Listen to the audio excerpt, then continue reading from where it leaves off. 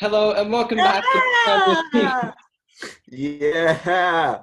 the Premier League Yeah. Podcast Live, and we're back with Andre, who seems pretty depressed. Uh, Tottenham 2, Arsenal nil, and pretty boring game, but great result for Tottenham. More despair for Arsenal, but yeah. Andre, how are you feeling at the moment? yeah. All right. No, I'm feeling amazing. I've had a great week, and this topped it off. So it's been Yeah, you This and Zuma and your fantasy thing. That was so pissed off about. I don't know how I keep doing so well, man. How? All right. Anyways, but yeah. First season. Oh my Forget God. Kurt Zuma. We could talk more about Kurt Zuma when Robbo gets back, and Robbo can waffle on about how good and can waffle on about how good he is and the Italian market novel, etc. But yeah, Tottenham 2, Arsenal nil. Jose Mourinho 2, Mikel Arteta nil. Mm-hmm. And what can I say? Mourinho masterclass. But I got you on. What did Tottenham do so well today? Oh, I think Arsenal came in with motivation, and we just the quality in our players, we were able to just match their energy, and it was the quality came out on top. I think our individually we're just better, and that's really what won us the game today. Even though I mean, honestly, probably one of Arsenal's best like performances of the season because of motivation. They were professional today. At least they tried to be, which we haven't seen a lot throughout the season. But today they brought it, so I think that was good. But we were able to match that energy and come out on top, like we should be. Yeah, and Jose Mourinho really perfected that, perfected just sitting back, Yeah. and then both goals hit on the break. Heung-Min Son with an absolute screamer, and then Harry Kane with a brilliant goal right before the half.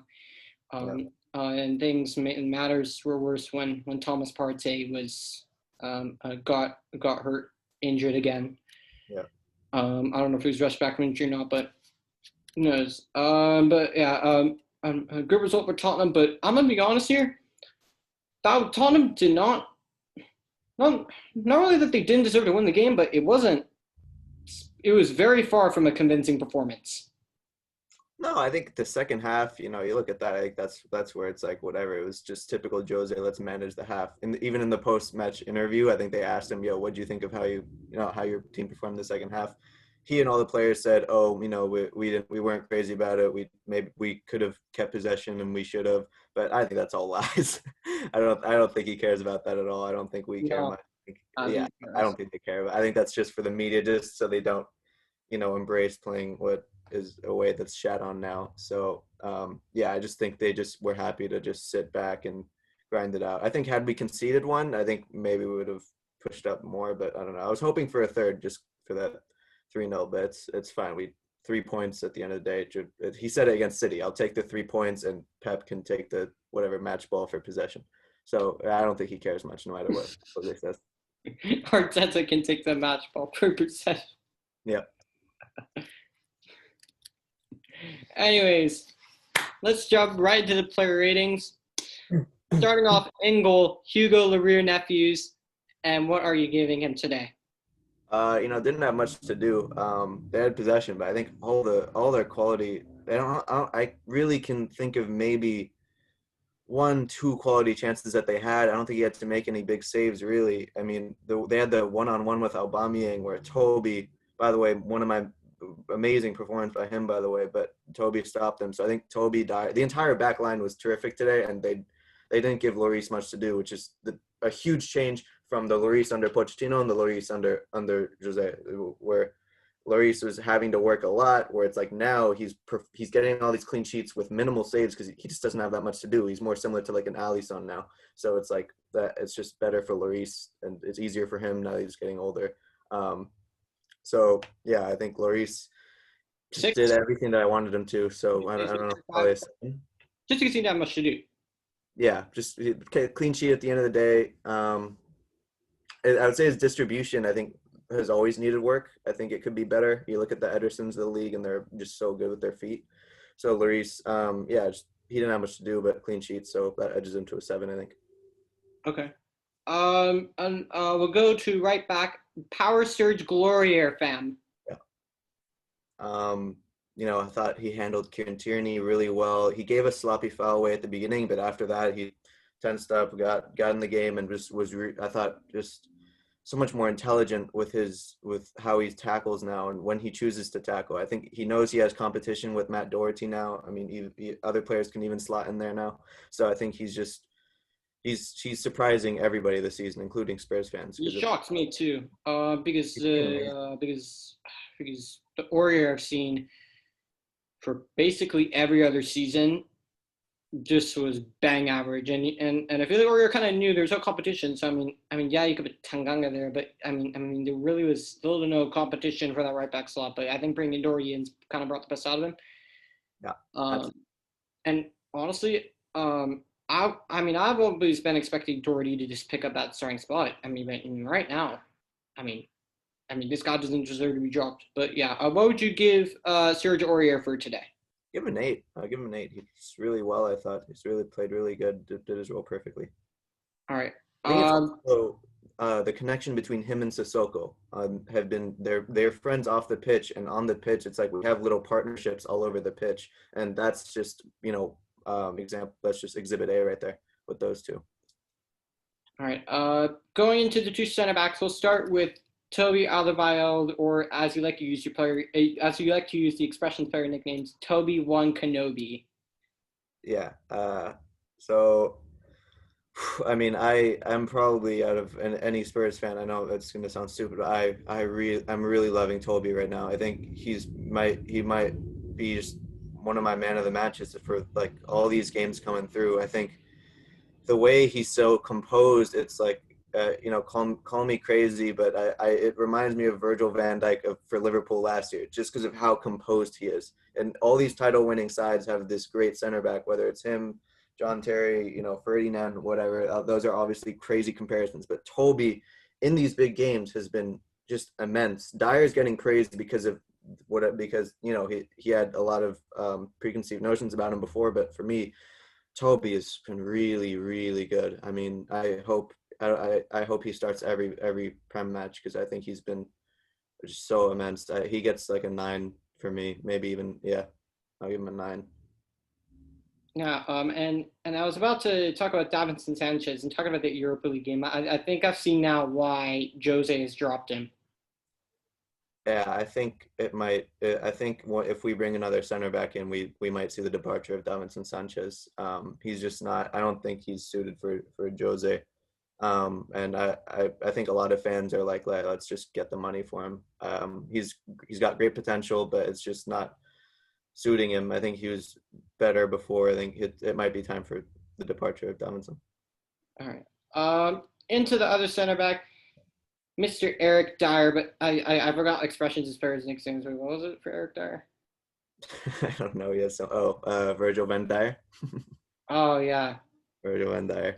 He has a lot of them. Dyer, I think, when he's sitting back and the team send those crosses into the box, he gets his head on a lot of them. He's so imposing. But today, especially in the first half, you look at sometimes when we're on ball, we're in possession, and some of his decision making, his distribution is just not good enough. And I didn't think it was good enough. I mean, I think had we conceded a goal, I'd be giving him a 6, maybe even close. No, yeah, I give him a 6. There was that weird pass to Lloris. He tried to hit a long ball to Bergwijn. That was just really bad idea and just really poorly executed. So I think normally I'd give him a 6, but he kept the clean sheet. So I think any time that happens, you gotta give a 1 up to a defender. So I'll give Dyer a 7. Yeah. And yeah, he more or less had Lacazette in his back pocket. Yeah, Kind of the only place for Sal Lacazette. that Uh, they were frustrated. going into left back, Danny Rose. I mean, Serge Reguilon. I know you'd rather. Yeah, I know you miss Danny Rose a lot, Andre. But yeah, it was Reguilon today.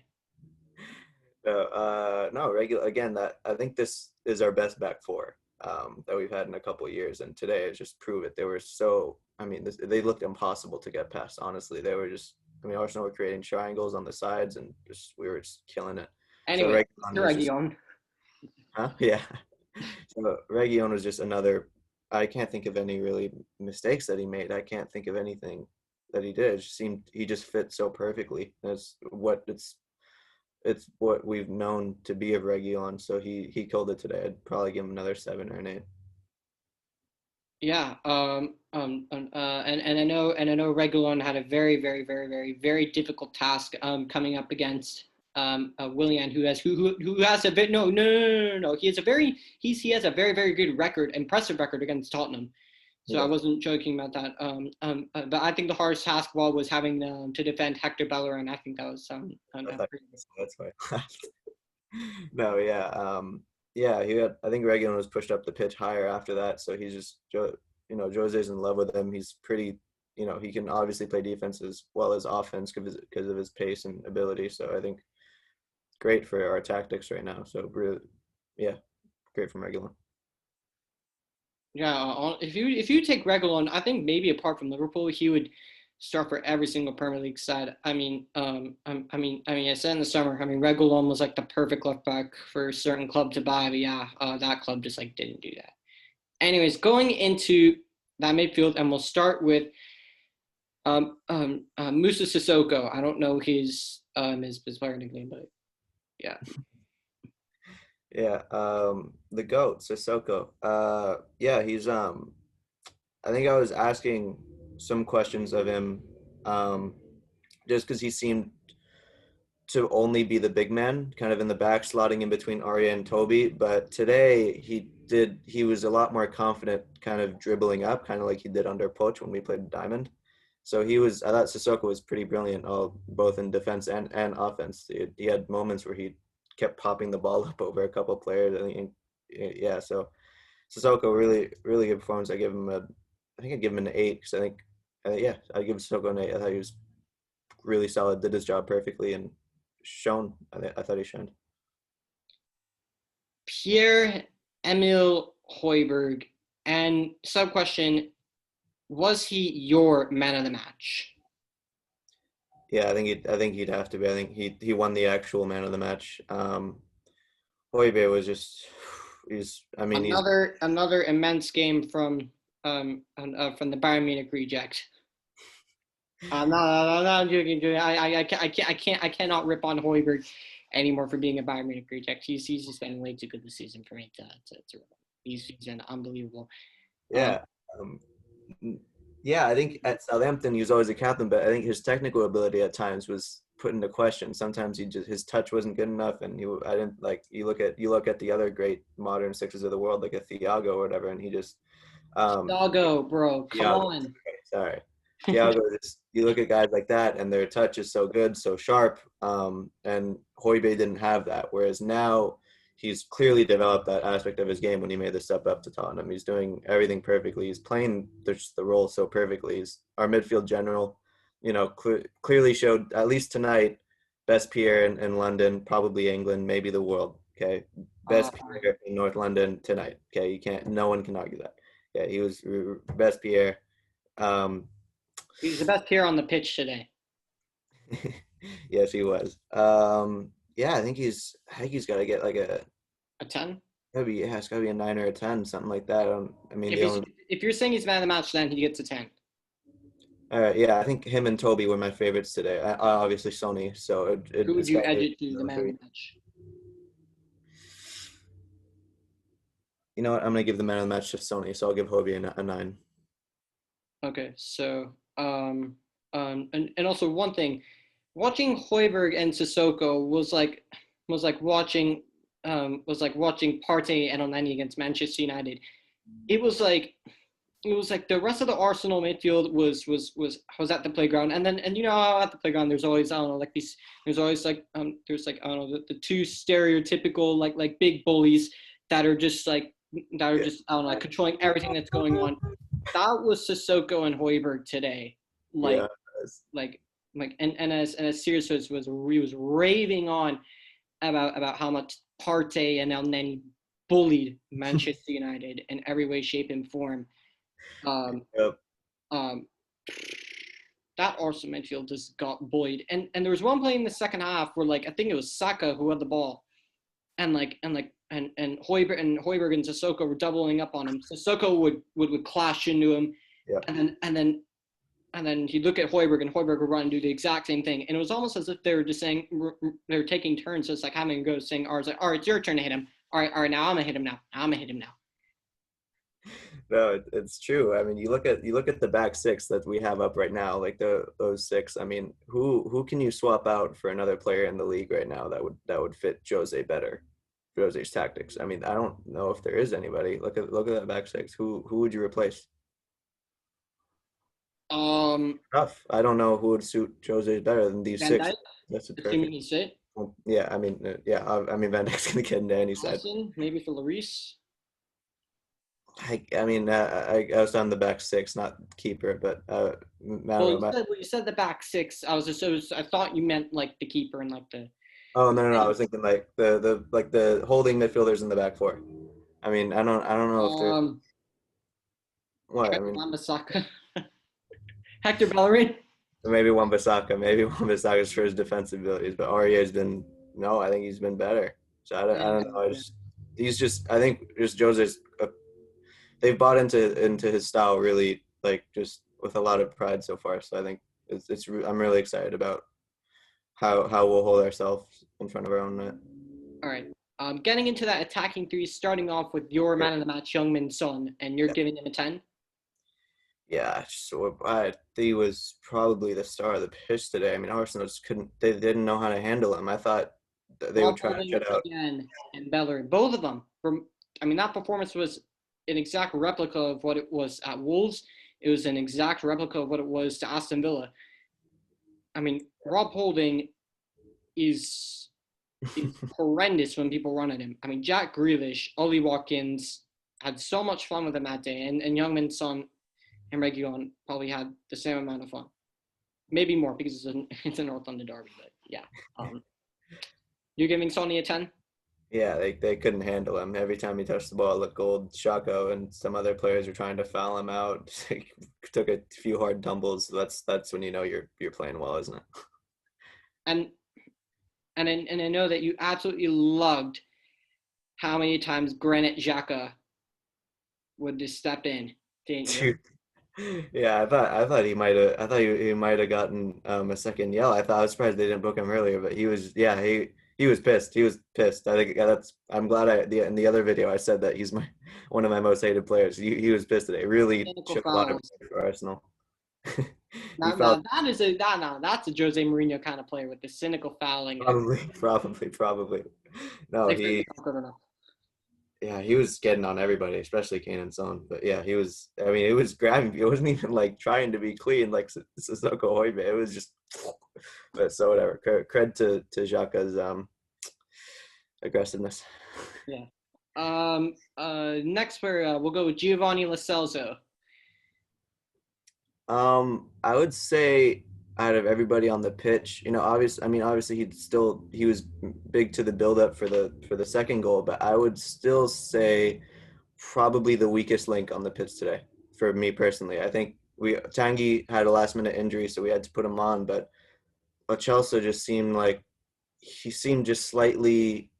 Everybody else was here, and Gio for me was like here. Like I think Gio still needs to find himself. His decision. He'd see an option, and then he'd decide, oh wait, maybe I can take my space and then play it. And by that time, the option was gone. So I think Gio for me, the weakest link in the side, still did well, but I think he still needs to be better. It definitely needs to be better for me. Yeah, I think I'm starting to question his abilities to play in the attacking mid. I think at least with what he's giving out right now. So I'd probably give him 6, 7 also. Okay. Going to that right wing, Steven Bergwijn. What are you giving Bergwijn for that performance today? Really, really good. He's obviously not putting up the numbers that Heung-Min, Son, and Kane are, but he's with some of his runs. It's like it's still something for the defense to worry about. So he made it absolutely easier for Kane and Son. Mora, I think has probably is a better player at times on ball, but Bergwijn just knows how to get into the positions a lot better to just make it easier for the other front two. So I think Bergwijn gets a 7 for me. And lastly, certainly not least, Mr. North London Derby, for he now holds the record amount of goals scored by any player in a North London Derby. In terms of amount of goals, Yeah. Mr. MBE, King Harold himself, Harry Class Kane, you know the rest. Yeah. He's buzzing in terms of his attitude and his performances showing it. I hear Arsenal fans always like that. I think a big hope for this match. You hear them, they're like, Aubameyang always seems to score against Tottenham. He has a great record against Tottenham. What the fuck? Oh, sorry. How do you forget about Kane then? How do you forget about Kane then? Like Kane, he's literally the stat shows it. He's Aubameyang versus you guys times 1,000. So Kane he got on the score sheet again. He got another assist. Kane and Son, that connection again. Two assists, 2 goals.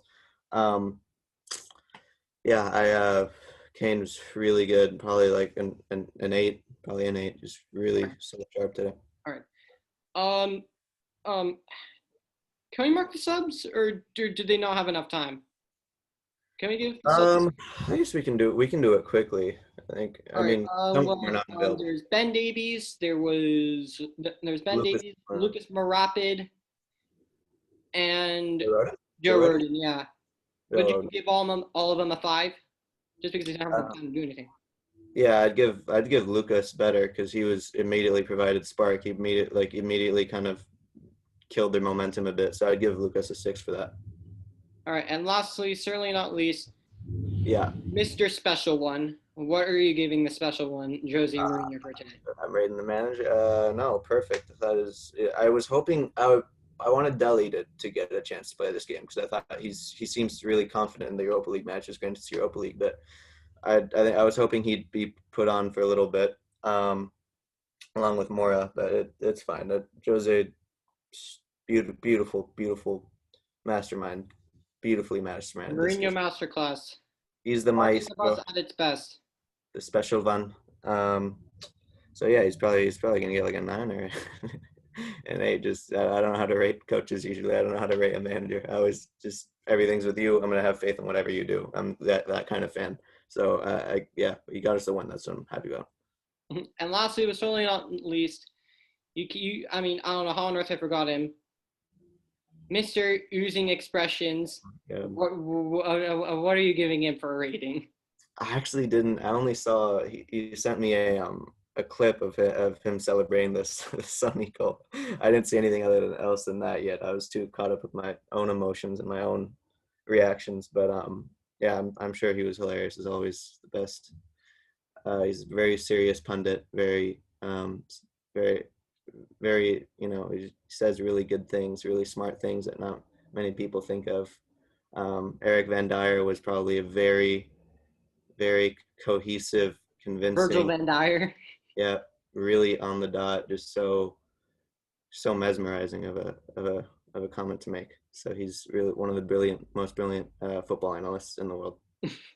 So what are you giving him? 10? Sure. I don't know. I didn't see enough of him. Yeah, I do want to say some stuff. I've noticed it's the best every time you see, because now the pundits are saying, oh, is Tottenham a serious title contender? And like any of the ex-Arsenal or the ex-rival clubs, they always go the same answer. Like, is Tottenham a serious title contender? They go, yeah. Yeah. The only one I didn't see do it was Lee Dixon, I think. But all of them, Robbie Mustoe was too like, yeah. It's just the best. It's my favorite thing. So it seems like we're building something strong here. I'm really excited. I hope this doesn't kill Arsenal too much.